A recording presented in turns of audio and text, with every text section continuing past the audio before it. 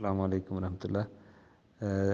بھائی کو سوال ہے کہ کیا زکوٰۃ کے پیسے سے شادی کے لیے دیے جا سکتے ہیں زکوٰۃ کے پیسے؟ دیکھیں، شادیوں پر زکوٰۃ کے پیسے کی کوئی دلیل نہیں ہے۔ ہم اگر دیکھیں تو ایک حدیث ہے، اللہ کے نبی نے فرمایا کہ جو شادی کی طاقت رکھتا ہے تو وہ شادی کر لے، اگر نہیں تو روزہ رکھے۔ تو ایسی کوئی ہدایت نہیں ہے اس میں کہ اگر طاقت نہیں تو آپ شادی کے لیے زکوٰۃ کا مال لے سکتے ہیں، ایسی کوئی ہدایت نہیں ہے۔ تو یہ کوئی جو زکوٰۃ کے پیسے کے جو مصرف ہیں فقیر مسکین ان کو ہی دیا جاتا ہے پیسے ہی کی شکل میں، اور اس طرح کا جہیز دینا ہے شادیوں پہ تو اسلام نے خرچہ رکھا ہی نہیں ہے، تو یہ سادگی سے ہی ہونی چاہیے۔ جیسے کہ اور بخاری کی حدیث ملتی ہے کہ اللہ کے نبی کے سامنے ایک عورت آئی اور اس نے شادی کی بات کی تو اللہ کے نبی نے رغبت نہ کی، تو کسی صحابی نے کہا کہ میری شادی کر دیں، تو اللہ کے نبی نے پوچھا کہ کیا حق مہر کے لیے آپ کے لیے کچھ پاس ہے، کوئی انگوٹھی، کوئی ایسی چیز معمولی سی؟ تو کچھ بھی نہ ملا۔ تو اللہ کے نبی نے پھر قرآن کے کچھ آیتیں ہی حق مہر کے لیے رکھ دیں۔ تو دیکھیں، اس میں واضح مل رہا ہے کہ اگر ان کو سوائے ان کے لونگی اور کپڑے ازار کے سوا ان کے پاس کچھ بھی نہیں تھا، تو اللہ کے نبی نے یہ نہیں کہا کسی سے کہ ان کی مدد کریں حق مہر کے لیے، ٹھیک ہے نا؟ تو یہ اللہ کے نبی نے نہیں کہا۔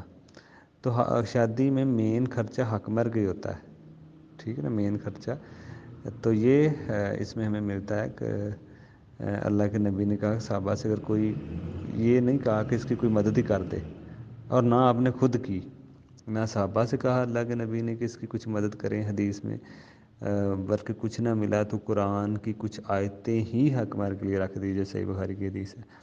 تو نہ اللہ کے نبی نے خود مدد کی کہ چلیں حق مہر کے لیے اس کو کچھ دے دیا جائے، نہ صحابہ سے کہا، اور بلکہ دوسرے معاملوں میں کچھ آتا ہے، جیسے کسی کے اوپر کفارہ تھا روزوں کی حالت میں، شاید اس نے ہم بستری کی، جب اللہ کے نبی کے سامنے معاملہ آیا تو اس کے پاس کچھ بھی نہیں تھا، نہ طاقت تھی روزے رکھنے کی، نہ غلام زاد کرنے کی، نہ فدیہ دینے کی، تو اللہ کے نبی نے اپنے طرف سے کھجوروں کا ٹوکرا دیا۔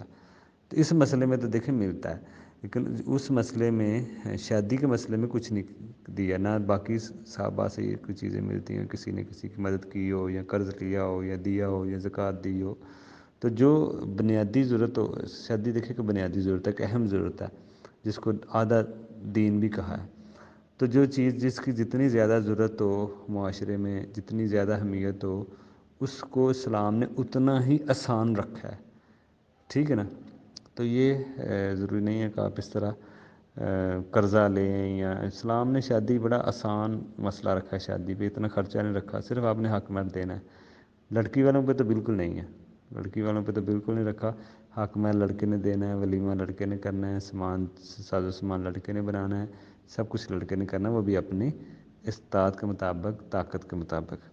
حق مہر کے لیے کچھ نہیں ہے تو چھوٹی موٹی چیز بھی ہو سکتی ہے، ولیمے کے لیے طاقت نہیں ہے تو 5 بندوں کا بھی ہو سکتا ہے، 2 بندوں کا بھی ہو سکتا ہے۔